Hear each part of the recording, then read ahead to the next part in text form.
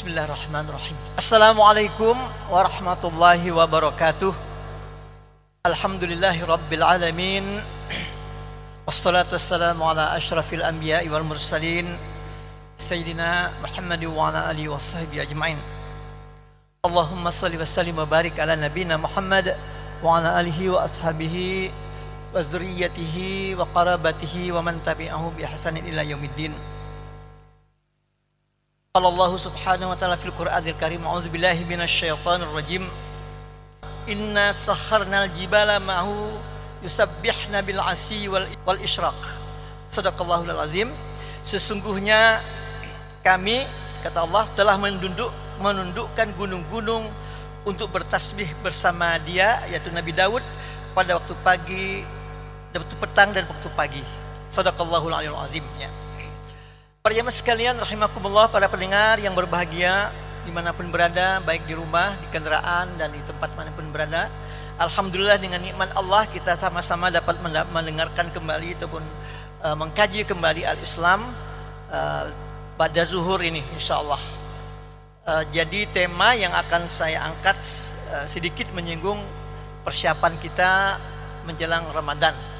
Tentu Ramadan insyaallah kalau memang kesepakatan itu wujudul hilalnya terjadi pada Jumat malam lusa, ya, berarti Sabtu kita saum, insyaallah saum pertama Ramadan. Nah, jadi kalau kita lihat hasil kajian ilmu falaknya, ya, sudah 2 derajat 17 menit, ya, posisi anak bulan diperkirakan pada hari Jumat malam. Nah, jadi kalau 2 derajat itu kemungkinan akan terlihat hilalnya, wujudul hilalnya terjadi, dan lihat dari tempat titik-titik di seluruh Indonesia nanti yang ada itu bisa menyaksikan bahwa terjadi hilal anak bulan, maka insya Allah kita Sabtu saum Ramadan pertama.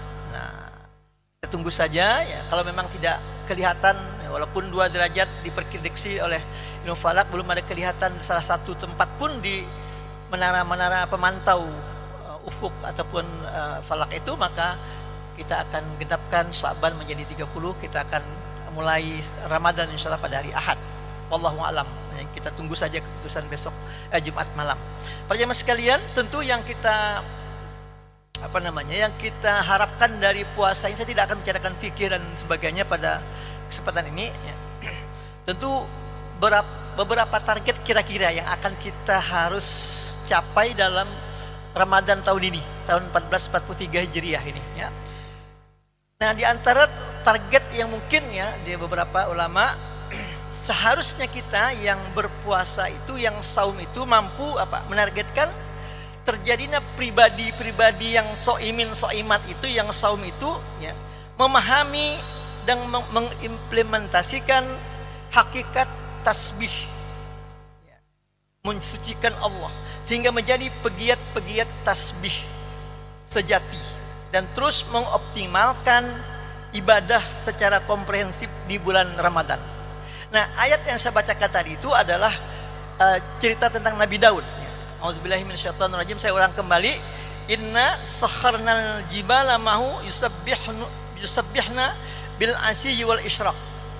Allah berfirman, sesungguhnya kami telah menundukkan gunung-gunung untuk bertasbih bersama dia atau Daud pada waktu petang dan pada pagi hari.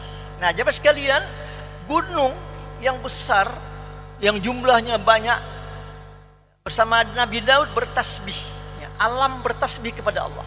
Kok manusia yang kecil, yang sebesar ya paling 70 berapa puluh kilo gitu, ya, gunung yang mungkin ratusan ataupun ribuan ton itu bertasbih kepada Allah.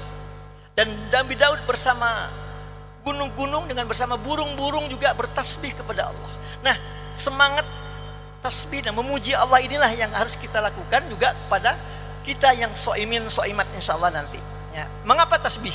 Ternyata tasbih itu ada memuji Allah, menyerahkan bahwa segala puji dia Allah menciptakan alam semesta yang luas jagat raya ini ya, termasuk diri kita ya. Allah mengatakan sesungguhnya penciptaan langit dan bumi jauh lebih besar daripada penciptaan manusia. Begitu rumitnya manusia Allah ciptakan kalau kita lihat ilmu biologi, ya ilmu faal dan sebagainya. Tetapi kata Allah, alam semesta yang luas itu jauh lebih rumit, lebih besar kata Allah dalam penciptaannya. Nah, alam saja menyembah Allah, bertasbih, sujud dengan caranya. Baik mereka terpaksa, tau'an wa karhan, dengan taat maupun dengan apa namanya tidak taat. Nah inilah berjemaah sekalian arti kita umat manusia harus mampu menjadikan diri ada petasbih khusus di bulan Ramadan puasa. Mengapa? Nabi Daud, nah kita Nabi Daud lagi pada saat beliau diuji untuk melawan Jalut ya, itu harus menyeberangi sungai dalam perjalanannya. Maka para prajurit disuruh untuk berpuasa, untuk menahan diri untuk tidak minum air sungai. Nanti lewat sungai, bayangkan dalam perjalanan yang begitu haus, begitu dahaga, tiba-tiba kita nyemplung ke dalam sungai yang dingin, nah, tapi disuruh berpuasa untuk menahan diri. Cukup ambil satu teguk tangan aja gini, diminum, itulah perintah Allah. Tapi apa terjadi akhirnya? Kebanyakan daripada para juri itu banyak minum sepuas-puasnya, sekenyang-kenyangnya, mereka tidak lagi menahan perintah Allah untuk menahan diri dari minum tadi. Maka akhirnya mereka lemah ya, tidak berdaya, dan hanya yang mampu menahan diri dengan minum sedikit sajalah yang akan bertahan, mampu mengalahkan tentara Jalut. Nah itu kisah. Artinya puasa disuruh untuk menahan, menguji kita, ujian. Tidak banyak orang yang sukses. Karena puasa ini kata Allah, setiap amal anak Adam untuknya, illas siyam, kecuali puasa. Li wa ana ajzibih, kata Allah. Sesungguhnya puasa itu untuk aku, kata Allah, dan hanya aku yang berotoritas membalas puasa itu. Jadi khusus Pak. Jadi bagi kita insya Allah memasuki bulan Ramadan seolah kita masuk ke satu tempat training khusus. Ibaratnya kalau kita pelatihan tuh, kita masuk ke satu gedung, di situ kita masuk ke sana, kita dilatih, ditempa, diajari macam-macam. Nah, jadikan Ramadan sebagai bulan pendidikan kita, bulan pelatihan kita untuk membangun semangat ketaatan, karena itu ujian. Dan Allah khusus. Ya, bayangkan Pak, kalau kita misalnya dalam suatu di atasan jabatan kita, misalnya memeriksa itu atasan langsung, ya misalnya bangganya kita ya, yang memeriksa itu langsung. Bukan bawahan, tetapi atas langsung. Maka kita akan begitu juga dengan saum atau puasa ini, Allah langsung yang akan memberikan dan Allah yang tahu berapa derajatnya.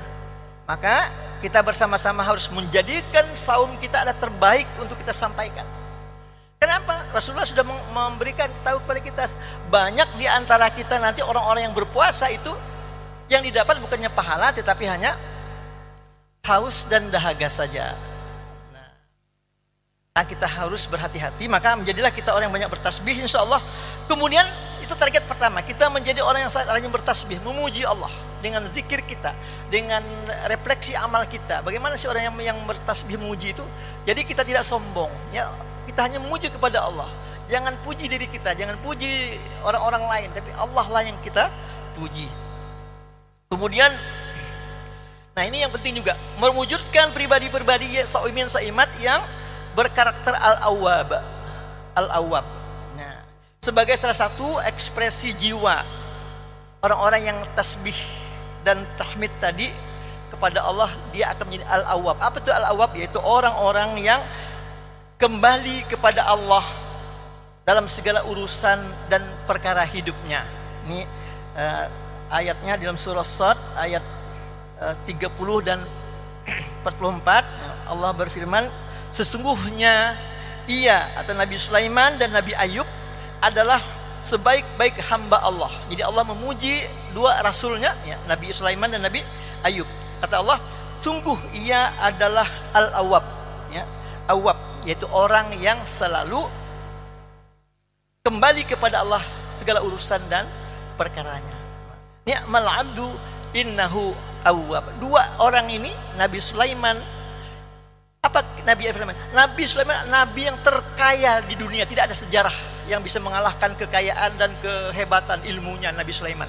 Tapi dia adalah al-awwab, menyerahkan segalanya kepada Allah, dan bahkan paling banyak bersyukur. Kaya raya, bisa bahasa hewan, ya, mengerti bahasa hewan. Allah berikan nikmat begitu besar kepadanya, tapi dia tetap menunduk, bersyukur kepada Allah. Ini al-awwab, diserahkan kepada Allah.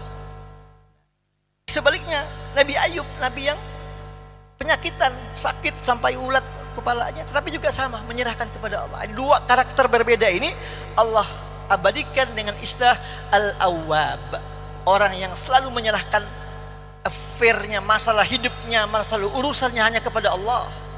Ini Pak, maka soimat anaknya juga kita menjadi orang al-awwab yang selalu menyerahkan diri kepada Allah dengan segala keletihan, kesusahan, kepayahan dalam bulan Ramadan ini.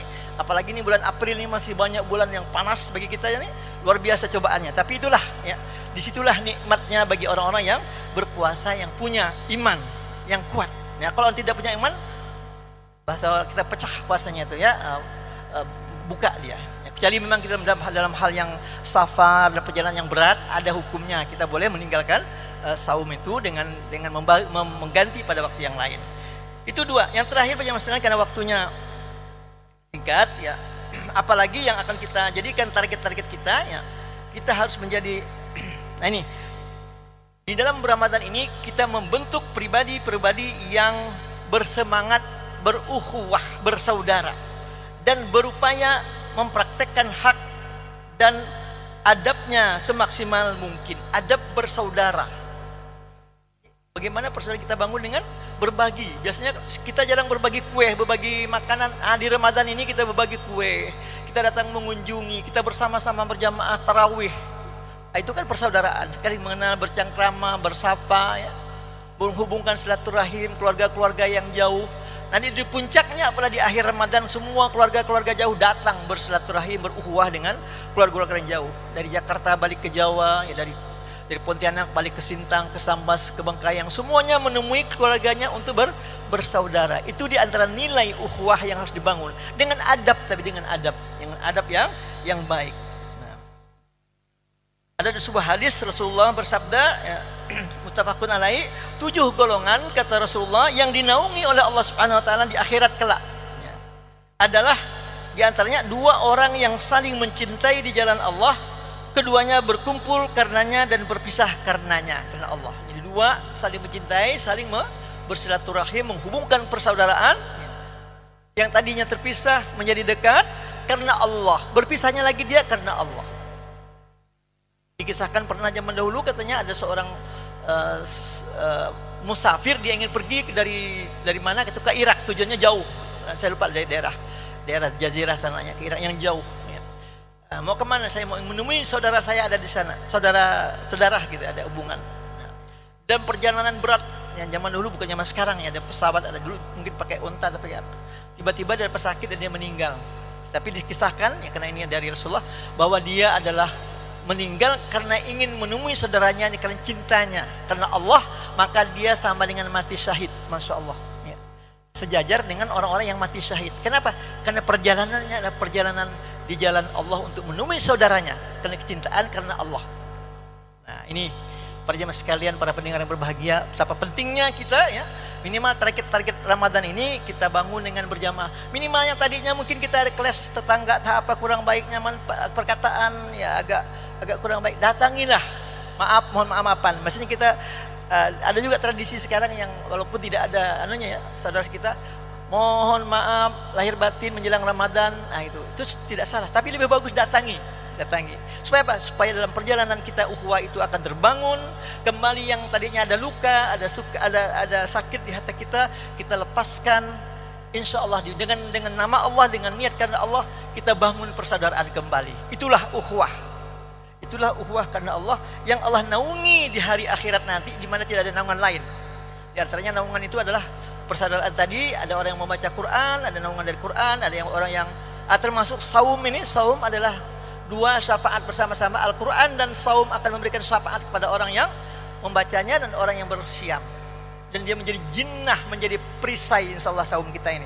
Ya, perisai itulah yang akan membentengi kita dari api neraka. Dalam hadis qudsi yang panjang disebutkan bagaimana orang-orang itu dibentengi oleh saum api neraka itu. Artinya dia akan membangun suatu kekuatan yang menjadikan dia orang-orang yang insya Allah berhak untuk masuk surga Allah Subhanahu Wa Taala. Amin ya rabbal alamin. Saya kira demikian para jemaah sekalian, para pendengar bahagia. Tausiah singkat pada hari ini, mudah-mudahan 3 target tadi ya, kita akan menjadi orang yang pertama yang al-awwab, ya al-khuwah, itu kita akan bangun menjadi target puasa kita di 2022 atau 1443 Hijriah ini. Wallahu a'lam bishawab. Semoga Allah memberikan kita kekuatan. Amin ya rabbal alamin. Saya dengan sama-sama kita baca doa kafatul majelis. Subhanakallahumma wa bihamdik asyhadu an la ilaha illa anta wa astaghfiruka wa atubu ilaik.